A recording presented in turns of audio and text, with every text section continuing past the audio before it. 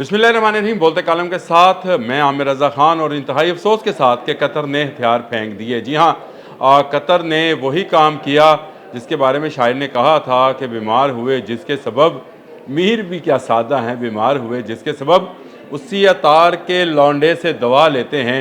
Mark Rubio ने Qatar का दौरा किया अपनी अहलिया के हमरा और अमीर कतर ने नए मुआहदे की बात कर दी। ये एक तरफ हो रहा था और दूसरी तरफ जो है ग्राउंड अटैक इसराइल ने शुरू कर दिया है। इस पर मैंने कहा मैं आपसे बात कर लूँ कि हमने 15 सितंबर को जो इजलास हुआ दोहा में, जिसमें कतर के अमीर ने बबांगे दोहल कहा था कि वो इसराइल को गज़ा में जुल्म से रोकना चाहते हैं और वो चाहते हैं कि गज़ा में अमन आए। लेकिन अमन कहाँ आना था जब आप ज़रा सी कमज़ोरी दिखाते हैं। और अब यही हुआ कि एक तरफ अमेरिका के सदर डोनाल्ड ट्रंप ने सिर्फ एक रोज़ पहले कहा कि कतर तो हमारा भाई है, कतर अपना भाई है और कतर अपना भाई है जी। और इसके साथ दूसरे दिन मार्क रूबियो पहुंच गए और अमीर कतर से मुलाकात कर ली और कहा अमीर कतर ने कि वो नए दिफाई मुआहदात जो हैं वो करना चाहते हैं और इसकी ज़रूरत है। उन्होंने ज़ोर दिया कि इसकी ज़रूरत है, बिल्कुल ज़रूरत है उनको दिफाई मुआहदात करने की, यानी कैंसिल करने की ज़रूरत है। लेकिन वो अमेरिका के साथ नए मुआहदात करने जा रहे हैं। मैंने किसी जगह लिखा था अपने एक सोशल मीडिया प्लेटफॉर्म पे कि सोने के कमोड पे बैठने वाले गोली नहीं चलाते। और याद रखिएगा कि पाकिस्तान चाहे कि एक माली तौर पर कमज़ोर मुल्क है, लेकिन फ़ौजी तौर पर पाकिस्तान दुनिया के चंद बड़े ममालिक में शुमार होता है जो कि एटमी पावर है। और हमारे पास ठीक है सोने के कमोड नहीं हैं और सोने के बाथटब नहीं हैं, लेकिन हमारे पास मिसाइल्स हैं, जहाज़ हैं, एटमी असला है और हमें किसी अमेरिका की मदद की ज़रूरत नहीं है। और हमने ये बात साबित की जंग मई में भारत को और इसराइल दोनों को शिकस्त देकर। मैं हमेशा ये कहता हूँ कि वो दो दुश्मन थे, हम एक थे। अब देख लें, एक तरफ मार्क रूबियो कतर पहुँच गए दिलासा देने के लिए कि आप पर जो इसराइल ने हमला किया वो बड़ा बुरा किया, आए हम आपको नया असला भेजते हैं। और मीर कतर ने कह दिया कि जी हमें नए मुआहदात करने की ज़रूरत है, अल्लाह करे ये ना करें मुआहदात। अमीर कतर उन बातों पर कायम रहें दोहा में होने वाली कॉन्फ्रेंस में मुसलमान मुल्कों के तमाम सरबराहान ने की थी। हमारे वज़ीर आज़म ने, तैयब अर्दवान ने, ख़ुद अमीर कतर ने, सऊदी वली अहद ने, ईरानी जो सदर थे मसूद पज़कियान, उन्होंने जो बातें की हैं उस पर कायम रहें। ये बड़ा ज़रूरी है। अमेरिका के दबाव धौंस धांधली में ना आए। अमेरिका आपकी आंखें बंद कराकर दोबारा आप पर हमला करा सकता है। ये समझाने की ज़रूरत है हमारे उन भाइयों को जो गल्फ़ में हुक्मरान हैं। ये हमारे भाई हैं, मुसलमान हैं और हम चाहते हैं कि इनकी हिफाजत हो। लेकिन देख लें, एक तरफ मार्क रूबियो जो है वो कतर पहुंच गए और उन्होंने अमीर कतर से मुलाकात में ना सिर्फ जो है इस बात का कहा कि आइंदा हमला नहीं होगा। क्यों नहीं होगा? अगर पहला हमला हुआ तो कतर में मौजूद आपकी एयर बेस खामोश क्यों थी? उसकी बत्तियां बंद क्यों कर दी गई थी? लाइटें गुल क्यों थी? आपके रडार क्यों नीचे थे? आपके जिराफ रडार ही है जी अमेरिकन, आपके जिराफ जो थे उन्होंने गर्दनें नीचे क्यों रेत में दबाई हुई थी? और आपने क्यों एक ऐसे शुतुरमुर्ग की तरह जो तूफ़ान को देखकर अपनी गर्दन रेत के अंदर दे देता है, उस अमल का इजहार किया? क्यों आपने इंटरसेप्ट नहीं किया इजरायली जहाज़ों को, उन मिसाइल्स को जो दोहा पर बरसाए गए और यकीनन गल्फ़ के अमन पर बरसाए गए? तेल अवीव में दूसरी तरफ आ जाएँ तो नेतन्याहू ने ना सिर्फ ग्राउंड अटैक शुरू कर दिया है, तेल अवीव से उन्होंने इसके आर्डर जारी किए हैं और गज़ा में इस वक्त सूरत हाल इंतहाई संगीन है, जिसकी निशानदेही अक़वाम मुत्तहिदा भी कर रही है। और वहाँ से लोग नकल मकानी कर रहे हैं, ना सिर्फ गाड़ियों पर बल्कि अब लोग पैदल भी निकलना शुरू हो गए, क्योंकि इजराइली टैंक साउथ ऑफ गज़ा में जो है जुल्म के पहाड़ गिरा रहे हैं और जुल्म के नई दास्तानें रकम कर रहे हैं। वहाँ बिल्डिंग्स गिराई जा रही हैं, नत्ते लोगों को मारा जा रहा है, कोई बोलने वाला नहीं है।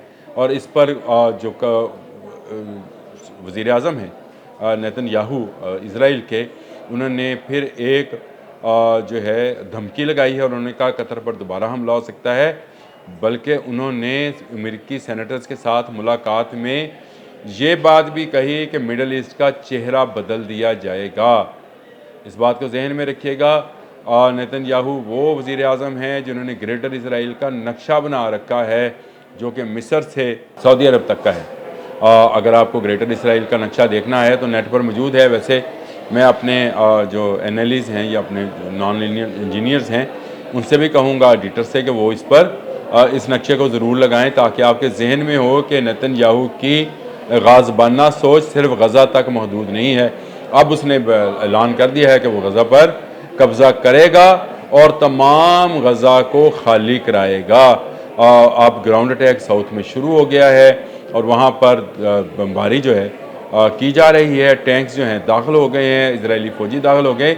यानी आपको गज़ा में एक नया इंसानी अलमिया जन्म लेता हुआ नज़र आ रहा है। और यहाँ पर गल्फ़ कंट्रीज़ में जब 50 मुल्क इकट्ठे हुए उसके बाद से अब दोबारा जो है उस मामले को रिवर्स किया जा रहा है। अमेरिकी सदर ने पहले कुवैत को अपना दोस्त कहा, भाई कहा, अलाई कहा, और उसके बाद अपने वज़ीर ख़ारजा मार्क रूबियो को बमा अपनी अहलिया के वहाँ भेज दिया।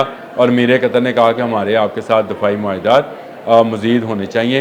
ये बड़ी अफसोसनाक बात है। इस्लामी दुनिया को सोचना पड़ेगा, उससे दिफाई टेक्नोलॉजी में जो है पाकिस्तान और तुर्की के मॉडल को बनाना होगा। तुर्की देखें अमेरिका का लाई है, नेटो का रुकन है, 27वां-28वां नंबर है इसका, लेकिन इसके बावजूद कि उसको ये श्योरिटी है एक पर हमला सब पर हमला वाला नेटो के स्लोगन की, लेकिन वो अपनी दिफाई पैदावार को रोक नहीं रहा है। वो 5th जनरेशन का जहाज़ बना रहा है और उसके अलावा वो मिसाइल्स और ड्रोन टेक्नोलॉजी में ख़ास अहमियत हासिल करता चला जा रहा है, ख़ासकर बहरी क़ुव्वत को बढ़ा रहा है। और पाकिस्तान भी उससे वैसे 2 जहाज़ तैयार करवा रहा है। अब आ जाए पाकिस्तान पर। पाकिस्तान अमेरिका का इस हवाले से किसी ज़माने में अलाए रहा है। अफ़गान वार के दौरान और उससे पहले भी अमेरिका जो था वो हम पर हावी था और अमेरिकी असला जो था वो हम इस्तेमाल किया करते थे।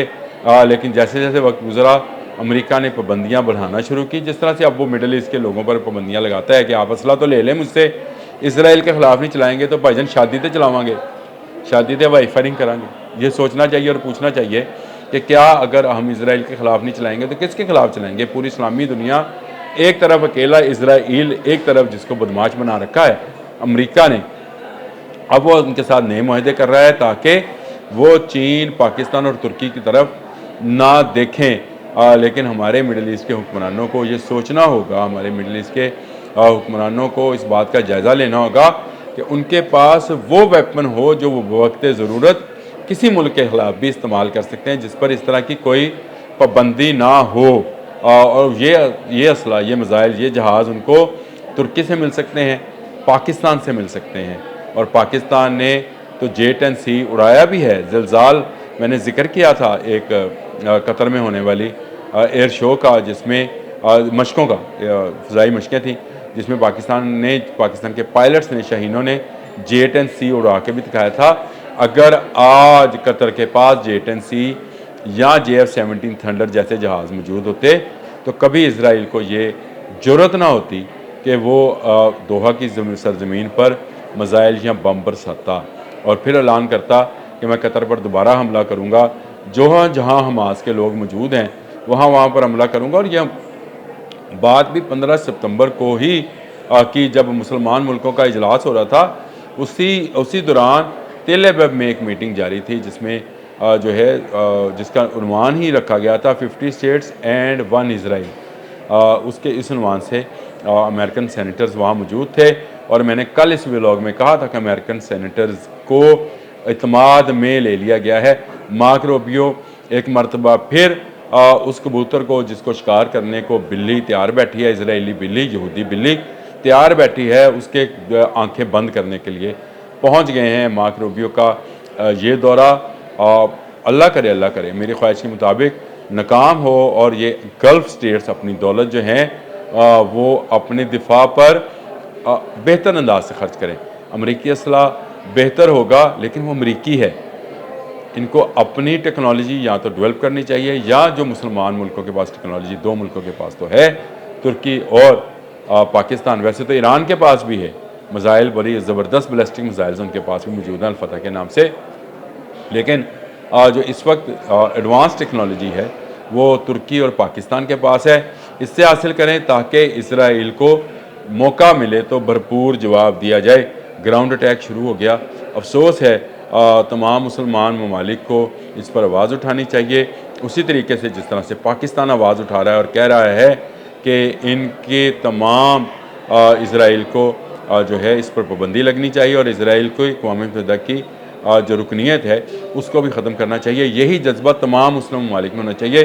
तमाम मुस्लिम ममालिक को इसराइल के साथ तजारत बंद करनी चाहिए। ये आपके लिए हैरानकुन बात है, लेकिन मासवे पाकिस्तान और सऊदी अरब के बाकी मुस्लिम ममालिक जो हैं वो उनसे तजारत करते हैं।